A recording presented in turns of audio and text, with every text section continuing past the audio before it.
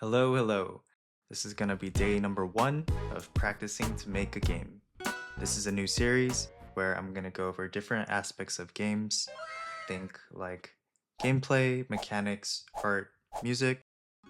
I grew up playing games. I enjoy watching people play games.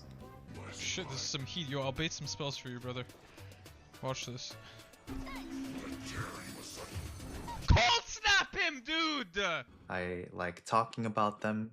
Heck, I'm a geek when it comes to them, but I gotta say, there's still so much to learn about and always something to play. Fuck. If you're new here, welcome. I'm Pigeon. I want to make games. This one is the first one I made.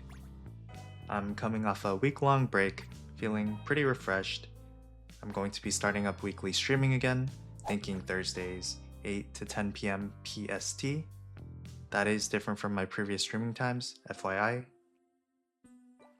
Alright, so enough of the housekeeping updates and intro, let's get to the actual video. So, I've been following Mango recently, that's C9 Mango without the C9. If you don't know him, how can you not? He's one of the goats of Melee, Melee being the best platform fighter of all time, undoubtedly. He's been on his Rivals of Aether 2 era, grinding to rank 1 on the ladder, and with EVO, one of the biggest fighting game tournaments coming around this weekend, starting right now. I'm super excited to tune into this storyline and see his tournament run. Seeing Mango play Rivals and watching him do his shenanigans, it brought me back to the series, even though I'm not much of a platform fighter. Now, I don't have Rivals of Aether 2, but I do have Rivals of Aether, the original. So that's what we're going to be looking at today.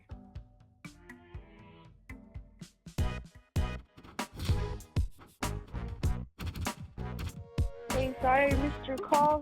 I'm just calling you back to let you know that I love you and I miss you.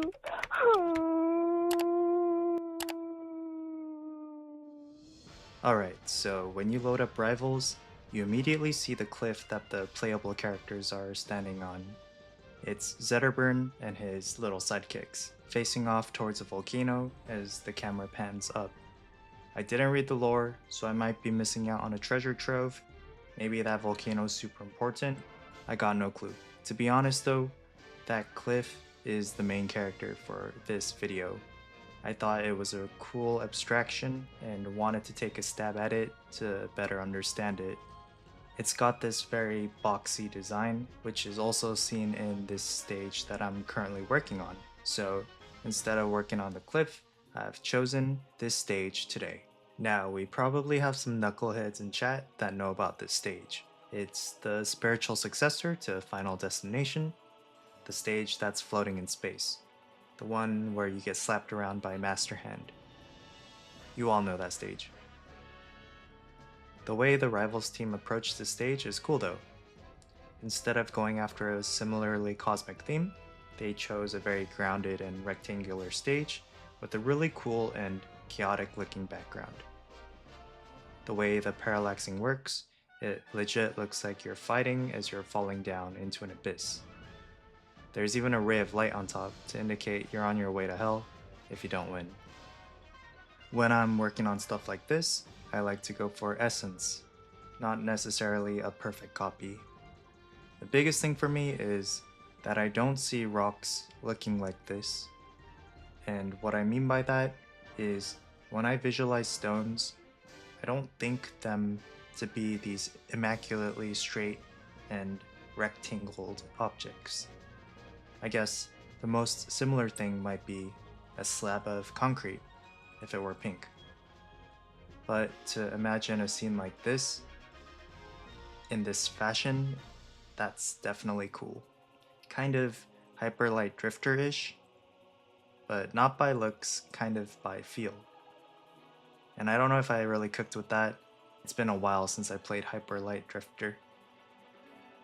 Anyway, I'm quite liking the pink section as I'm working on it, especially the way the chamfers work on the stones to take off the top corners. I think that's a really cool touch. So, why does a stage like Final Destination even exist? So when your ops be moving like Amsa's Yoshi, you might really want to remove platforms from your opponent's movement options. No platforms also probably simplifies some players' game plans, simplifying your own options, making certain game plans better. If you're looking at design elements in a plat fighter, we're probably only thinking about character design. The stage usually comes as an afterthought with picks and bans, but I do wonder sometimes which one they started with. Like, was it the chicken or the egg? And then I probably think the reasonable answer is probably a bit of both, right? A lot of testing. This final bit was particularly hard, between the rock columns on the sides of the stage versus the rock wall behind the stage. I chose to do the wall in the back, mostly because it's a little less familiar of a look for me. I only ended up doing a small section, but I was most definitely struggling here. I worked with 3 colors, but I was having a lot of difficulty figuring out the overall shape and how I needed to go about making these shapes. I ended up getting something that looks alright, but I gotta say it was surprisingly difficult and very non-intuitive. You can kinda see me circling around, not being too sure of what I was doing.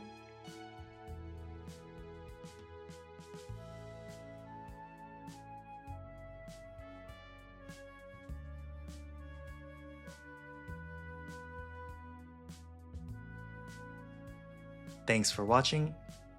Shout out to all the members. I'll see you guys soon. Peace.